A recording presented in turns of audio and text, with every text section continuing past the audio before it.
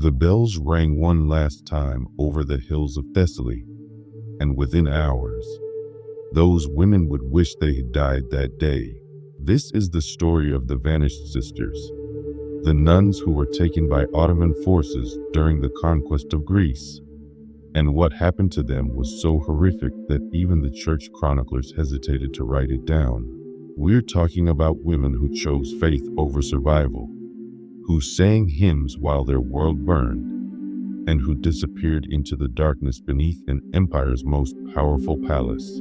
And here's the thing that'll send chills down your spine. We have the archaeological evidence.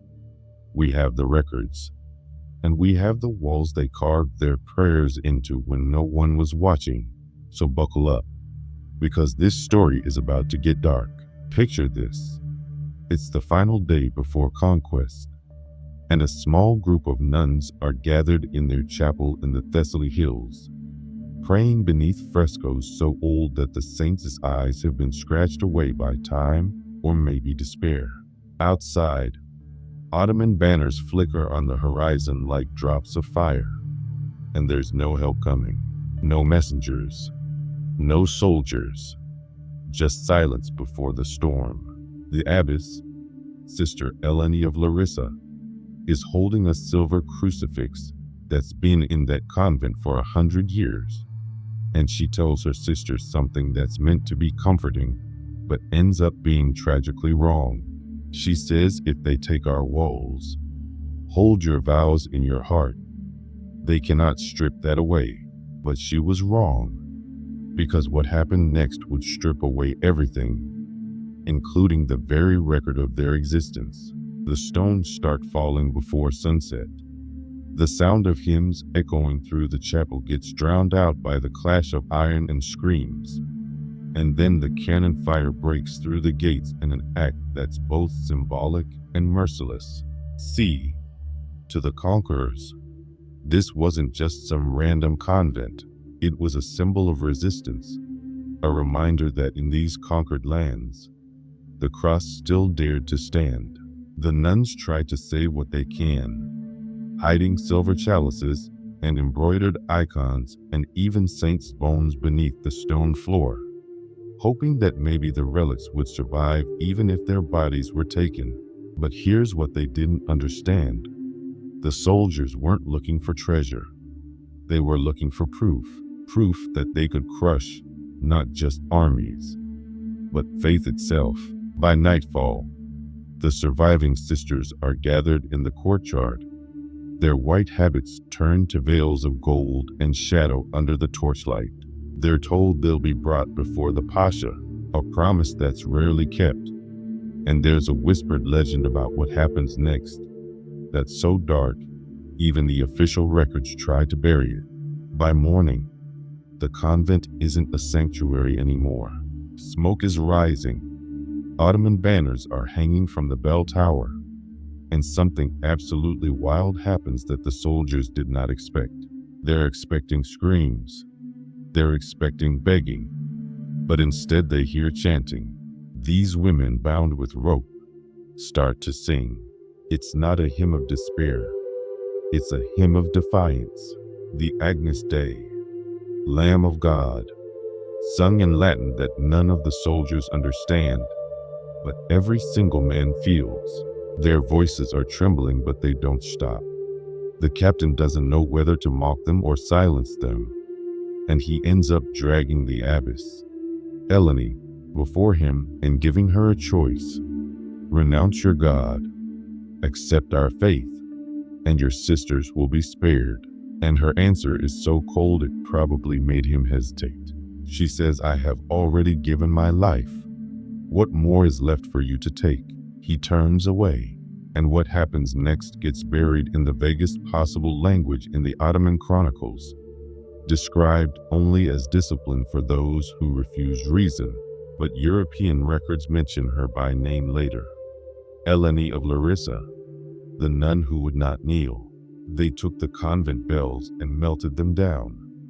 They shipped the roof cross eastward as a trophy, and within a week, people swore the wind over those ruins carried a faint echo of women singing, not in pain, but in prayer.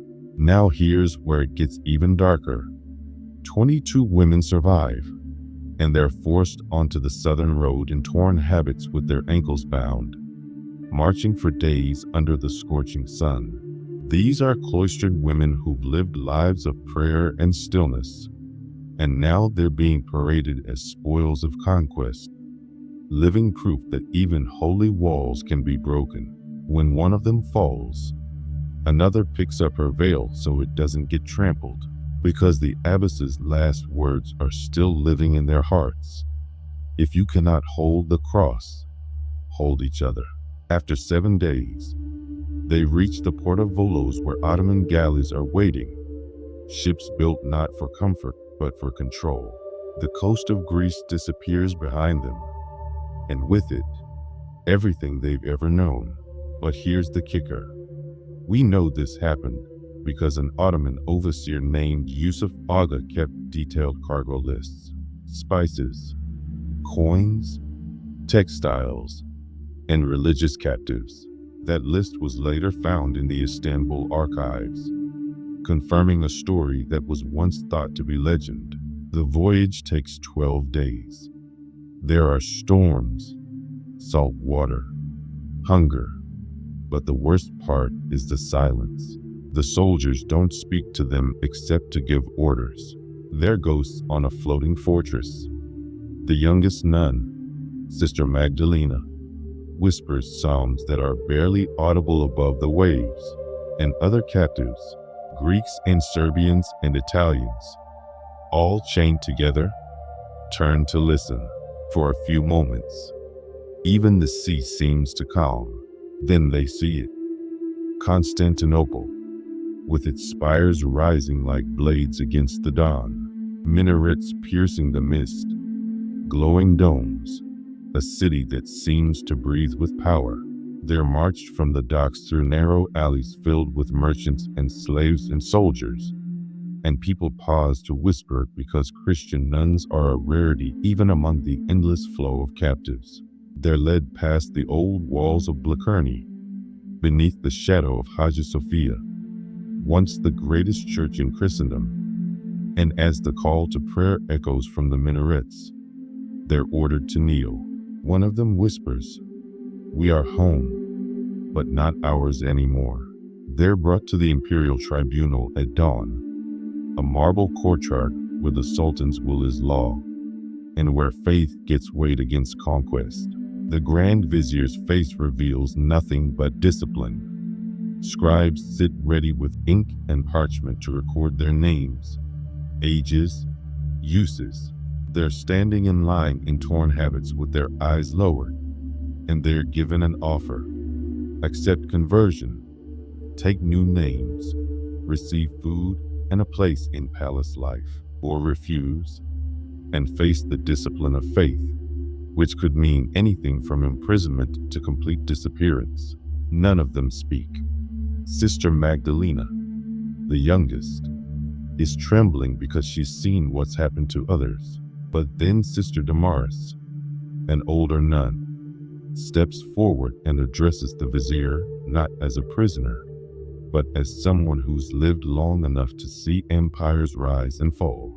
She says, "You can rename us, but you cannot rewrite the prayers we carry." The interpreter hesitates, unsure if he should even translate those words. The vizier's response is ice cold. Prayers fade when the tongue forgets how to speak them.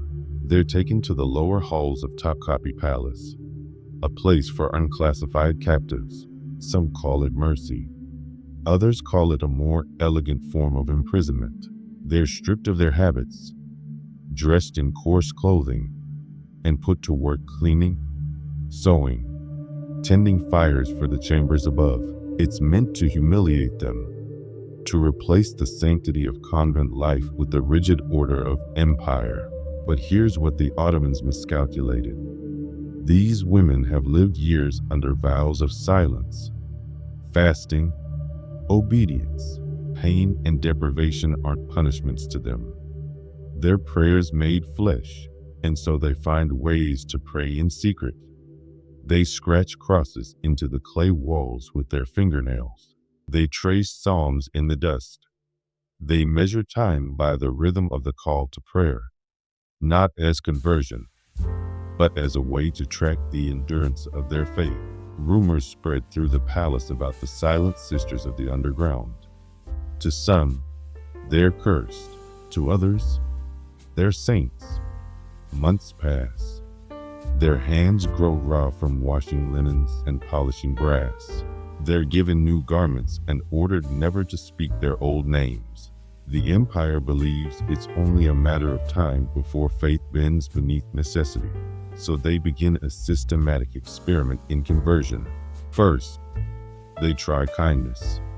The palace sends food, oil, silks down to the lower halls. Imams visit, offering rest, comfort, walks in the gardens, speaking of a faith that promises mercy and renewal. They say your God and ours are not enemies. Take our tongue, and you will be free. But freedom means forgetting. And that's the one sin these women cannot commit. Sister Magdalena, once the frailest from fear, becomes the strongest. She gathers the others at night, whispering fragments of scripture, verses incomplete, but becoming their new liturgy. Even in captivity, the word lives on. When persuasion fails, the tone changes. The gates are sealed. Torches are extinguished. Food is rationed. There are no more visits from imams. Only silence and darkness. They're called one by one to a chamber with scribes and told to repeat a simple phrase of submission. And in return, they'll have life within the palace walls. It's not a single act of cruelty. It's a slow unmaking. Faith isn't taken with swords. It's eroded with hunger, with waiting, with the grinding weight of time. A pair of twins from Corfu finally agree. Their eyes empty from sleeplessness. They're taken away, dressed in silk, and never seen again. Each disappearance deepens both the grief and the resolve of those who remain. Sister Damaris begins to waste away. When they demand her name, she says, "Call me Silence." Soon, none of them speak to their captors, answering only with stillness. And in that stillness, they reclaim what the empire tried to take. The Topkapi archives mention these women only briefly. Foreign captives of the old faith, unresponsive, unprofitable, withdrawn. To the empire, they're failures, but to those who heard the story, they're testaments of endurance, proof that faith could survive where walls could not. By spring, only 11 of the original 22 are still alive. The guards call them ghosts in rags. But sometimes, late at night when the torches burn low, servants swear they hear voices, a hymn in a language no one remembers but everyone fears. It's the same hymn they sang as their convent burned. In the lowest corridor of the palace, where sunlight never reaches, they find an old sealed archway half buried beneath stone. Silent and abandoned. There are no patrols here, because it's too forgotten to matter. It becomes their hiding place. Then their chapel. Though no priest ever blessed it, they use broken pottery as candle holders, a scrap of linen as altar cloth, a shard of mirror as a crude cross. Every night after the palace falls asleep, they gather. They don't sing hymns aloud. They whisper. Each woman kneels and recounts her life before capture. Home, the bell tower, the taste of bread before dawn. Memory becomes offering. A Venetian merchant once mentioned strange voices in the night beneath the harem halls, women singing in Latin. For centuries, it was dismissed as superstition. Then archaeologists found it. Beneath the Topkapi complex, a small chamber with Christian carvings, crosses etched into the wall, a half-erased Latin inscription, Lux in tenebris lucet. The light shines in the darkness. These women hadn't vanished into silence. They had left a trace, a quiet rebellion written in stone. Sister Magdalena started writing on the walls with charcoal, marking symbols because she couldn't record names openly. One bird for each living sister, a small flame for each one lost. When a bird stopped appearing, the others knew another had fallen. The guards never found the place, but they noticed something. Despite confinement, hunger, cold, the women walked with a strange calm. The overseer called it madness. A scribe wrote they have found a strength that does not come from this world. This secret worship continued for months, perhaps years. The empire tried to erase their existence, but their chapel became their last act of defiance, not through weapon or word, but through faith that refused to die. By the time the next sultan took the throne, only a few sisters remained, old, worn, half forgotten. But beneath the palace, their chapel endured, silent, invisible, yet eternal. And here's the most chilling part. In 1482, a new sultan ordered a complete audit of the palace. Every life was recorded: servants, concubines, captives. Every life except one group.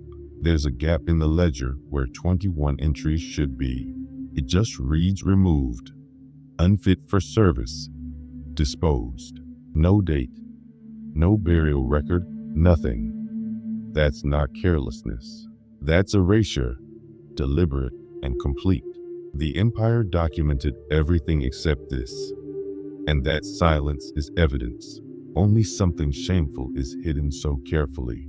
An Ottoman courtier's diary mentions foreign women who refused the word and vanished beneath the foundations. A Venetian letter from 1484 talks about strange disappearances of nuns who would not yield to the Sultan's mercy.